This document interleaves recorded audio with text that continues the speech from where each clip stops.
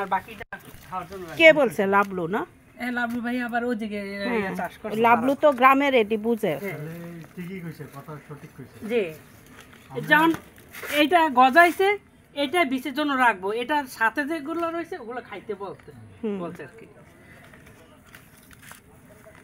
আর এই মাটি এলোমেলো করে দিতে বলছে, এলোমেলো করে আবার বসাই আবার দিবে। এই বস্তার মধ্যে বসাইতে বলছে। এটা তো নীলকণ্ঠ ফুল আছে, এটা তো আর বসায় না তাইলে। ঠিক আছে, ফুল গাছটা থাকুক, এটা টানা নেওয়া করা হ্যাঁ। আর বসাইলে দুইটা বইতে নিচে আছে নাকি দেখো তো। না নাই, এই একটাই। এই আদা, আমরা তাহলে আজকে ধীরে সুস্থে যাই। হ্যাঁ হ্যাঁ হ্যাঁ, তাড়াহুড়া করব না।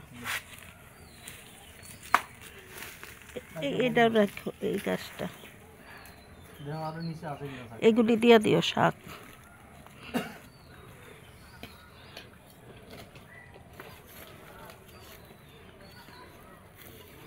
কেউ তুলে নিয়ে গেছে কেন নাকি আদা? না,